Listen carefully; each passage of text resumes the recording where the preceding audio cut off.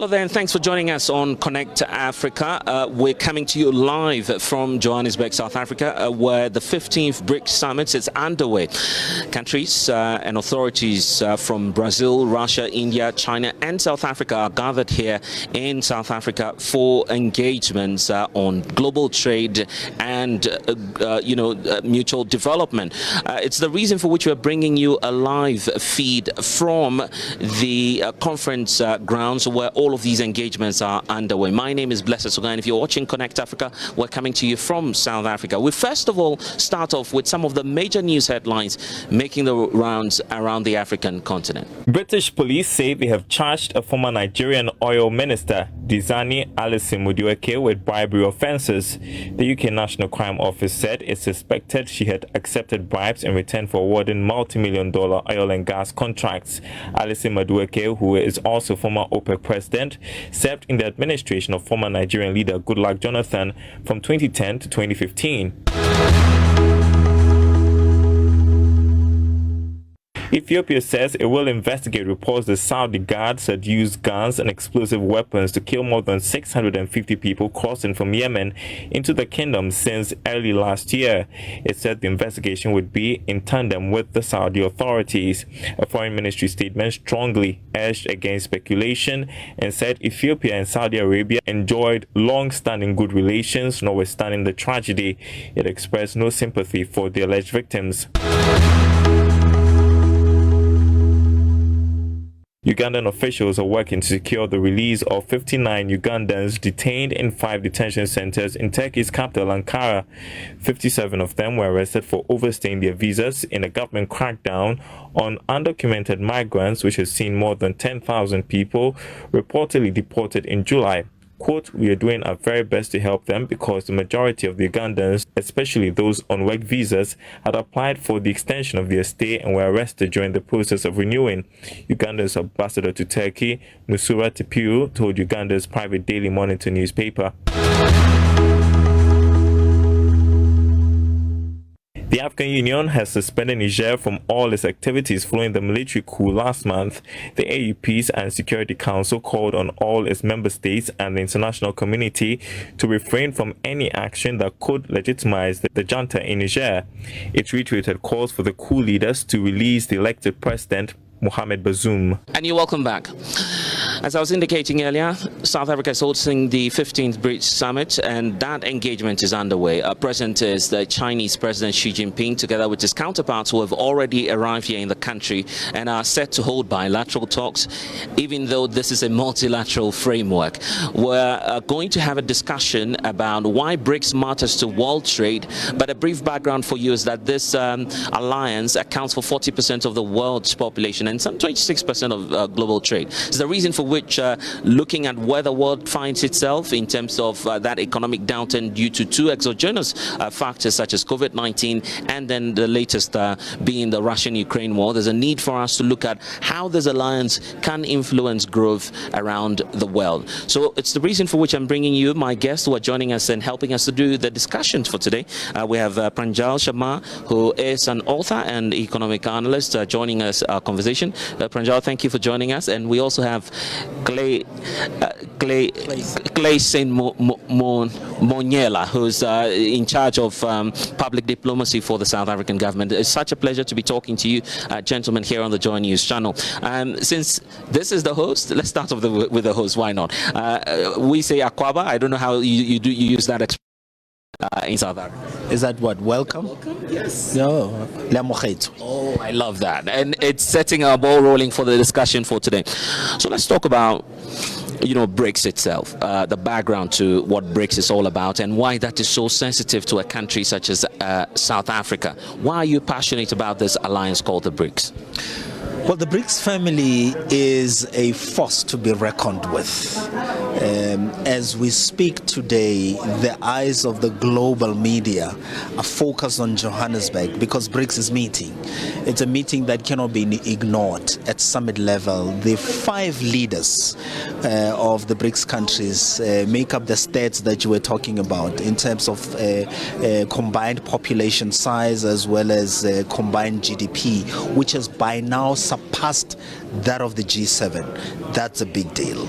Now, with the most topical issue for the summit being the possible expansion of BRICS, you can imagine how that will redefine the geopolitical landscape if the leaders do decide to accept new members, as in full members.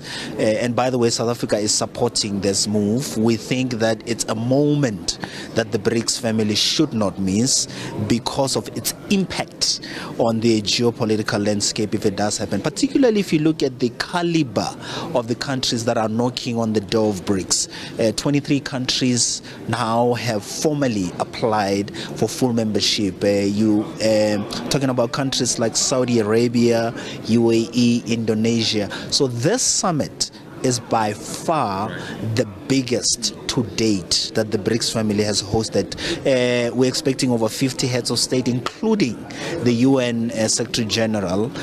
So it's leaders from the global south coming down in big numbers for historic decisions, I might add. And we're all looking forward to that. But I'm also concerned about the West Africa sub-region because there's news that our biggest economy, Nigeria, wants to be a part of the framework.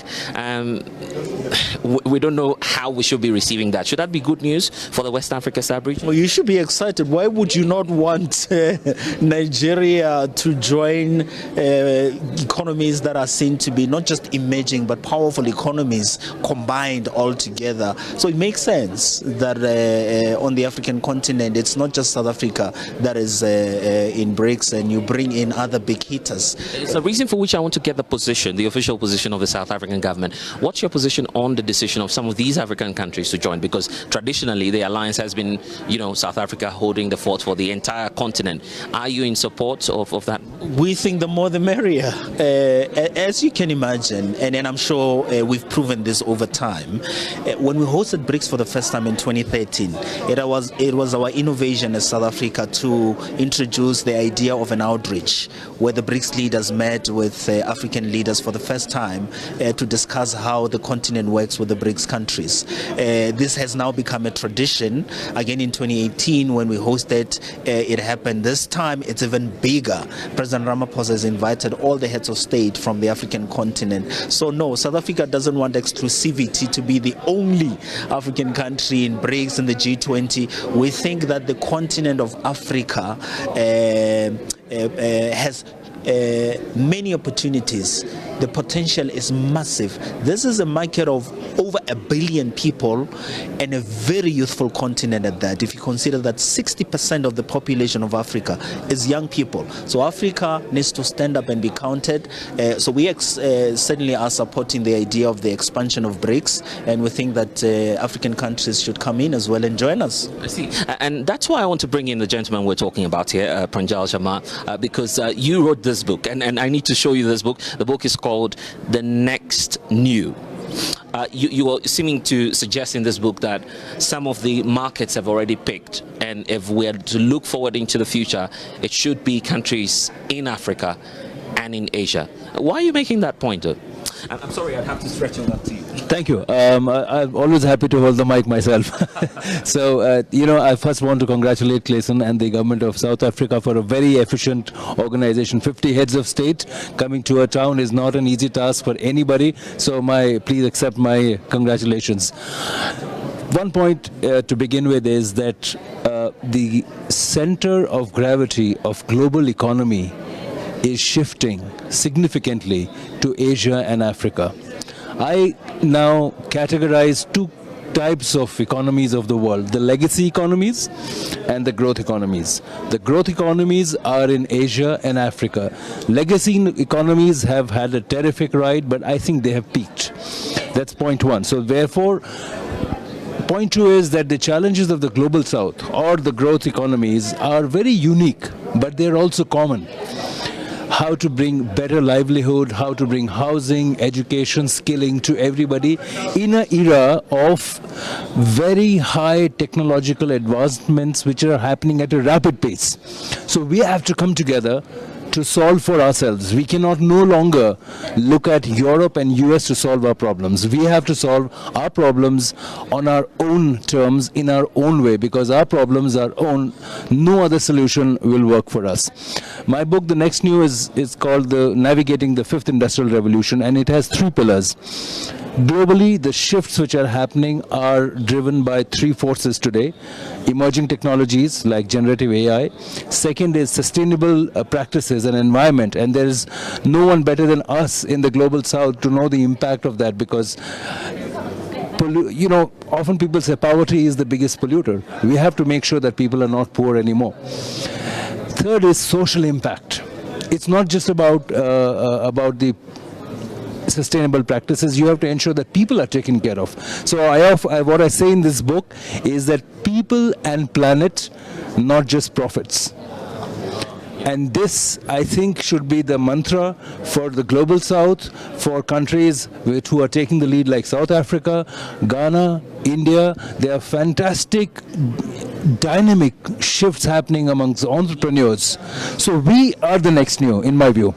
And of course, it explains the book itself. But that's also where I want to hear from Lesson, the point about the long-held perception about the alliance. It's been seen as, okay, if you are either with us or against that. That's been the narrative over the years. President Cyril Ramaphosa pointing that out in his address 2 nights ago and saying, look, you can be a part of BRICS and still deal with the West. How do we deal with that? Yeah, because being in BRICS doesn't mean you are opposed to the West, or you no longer have relations with them and you can't trade with them. It was never meant to do that. So the relationships that we have with others continues, the trade continues. However, we are building something here, and this is why the global South in particular are gravitating towards this, because they see BRICS as a very strong voice, in particular for the global South, and this explains this number of countries that want to be part of the family. But it should not be misinterpreted to be an alliance or a formation against someone else.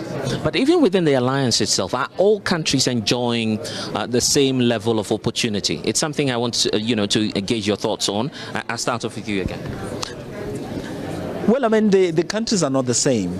And I mean, if you look at India and China, for example, these are big countries in terms of one, economic size, but also the population, which is a market on its own. But that avails opportunities for countries like South Africa, because in as much as we are members of the BRICS family, we also have bilateral relations with each of these countries.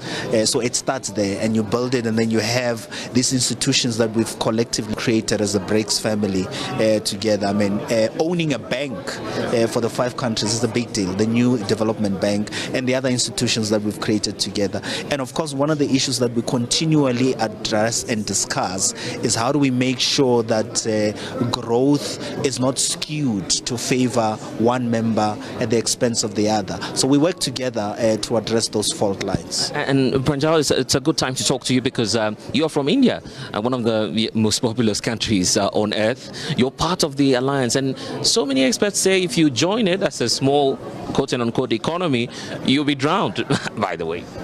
Well, I think the narrative and the interpretation has to be different, Blessed. My view is that any group or a gathering is a group of people who are like-minded with common objectives and values, absolutely, shared values. We have to find areas of common interest. I don't think this is a football match where the smaller ones are going to get knocked out and the taller players are going to gain prominence. This is a place where everybody sits together and says, well, I have this challenge, how can we solve it? And if somebody else says, well, I have done this, why don't you try this? And this is going to be in multiple directions. It's not intra-African trade. And BRICS says it's doing an outreach.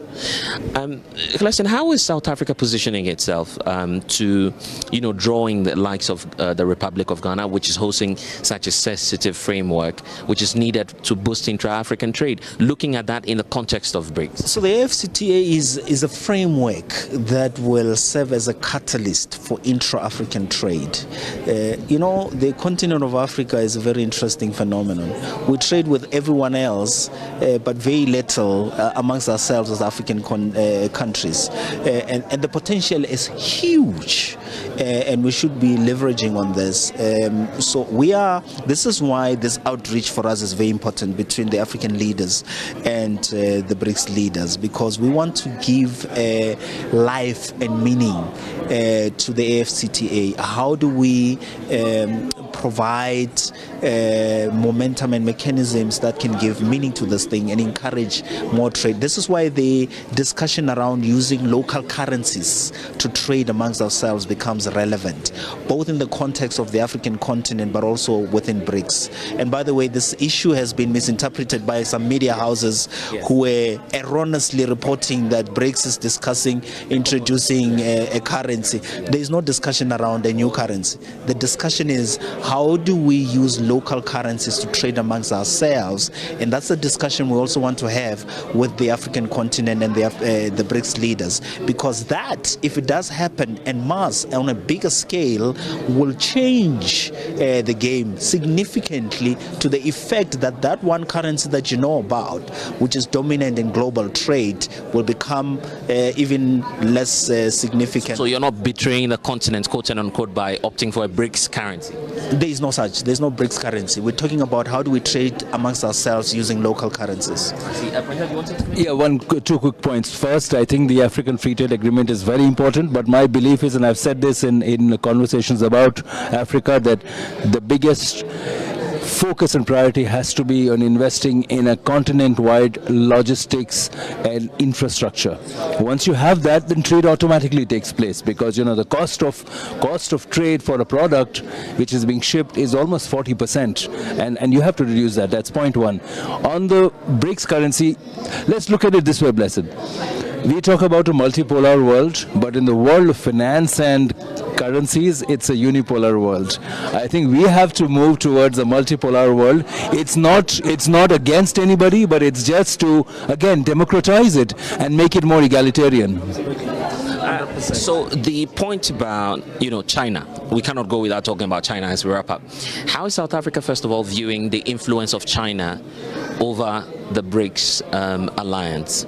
Some have seen it as fair competition. Some are also describing it as a potential weak link for the alliance. How is South Africa viewing the relationship with China? I don't understand the question. When you talk about the influence of China over BRICS, I don't know what that means, because in the BRICS family, there is no country that is superior to the others. I think he made a very good point about it's not about population size. These are countries that have shared values, common objectives, and interests. So we talk about matters that affect our countries as 5 countries, but also broadly in the global south. So there can't be a question about one particular country influencing the agenda or the program of BRICS at the expense of the others. But they have the numbers. They have the numbers. India has the numbers, so I don't know how you can raise such a question. So for us, it's not an issue. It's really? a reason. But some say it's real. You can see that. No, they're wrong. Pranjal, I'm asking the question because of the influence of China on the continent. In fact, in India, China is also of concern to you, isn't it? That's why I'm asking the question. Well, I think any country has to now understand that collaboration is the way ahead. An expansionist mindset, which is what our Prime Minister has said several times, that countries with an expansionist mindset are not welcome in the world. And territorial integrity has to be respected. Now, once those two foundations are established, then having a conversation with anybody you like or don't like is much easier. Again, when we talk about Global South, the size actually doesn't matter, Blessed, because size could be an advantage. Because remember, within China, within India, we have a lot of diversity. In many ways, we are a subcontinent. So we have 29 states. Each of those states have a different language, different script, different cuisine, different cultures, bound by a common heritage, right? So that we have been able to manage diversity. The fact that we have created a concept called public digital infrastructure, PDI, where government and private sector have collaborated to bring last mile services to consumers and citizens is a great model. This model was not created in the West. Europe and US don't understand what is public digital infrastructure, but the global South can use this model for itself. Here, the size of India and its experience can be an advantage, and it can be applied. I know South Africa is doing a fantastic work in using digital platforms for social inclusion. So why don't we learn from each other? And I think, therefore, BRICS and the grouping of 50 heads of state coming here is very significant. It means that BRICS was created only as a group of 5-6 high growth countries. It's no longer about that. It's about the global South. It's about the fact that legacy economies are no longer driving the growth for the world. We have to do that.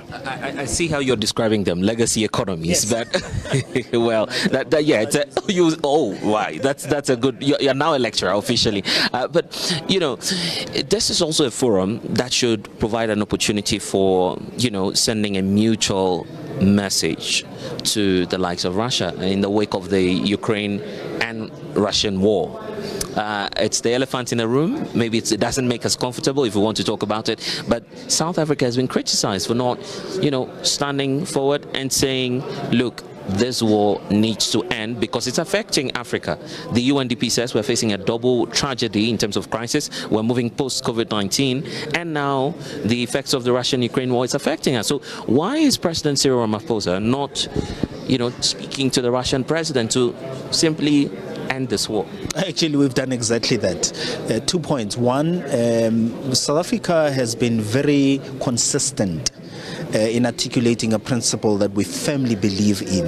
Political problems are best resolved through dialogue. We called for diplomacy when this war started. We called for negotiations, even if they are mediated. And we called for the UN to play a central role in bringing the two parties together around the table to find a peaceful resolution to this crisis, because we're concerned about the provisions of the UN Charter, territorial integrity, respect for sovereignty of nations, and also what international law provides for in this case, and also the destruction of property, infrastructure, the killing of people. These are things that we've spoken out against.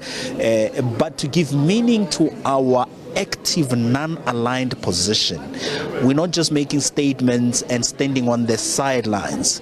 For the first time, you saw 7 African heads of state coming together, intervening in a conflict outside of the African continent. This is historic.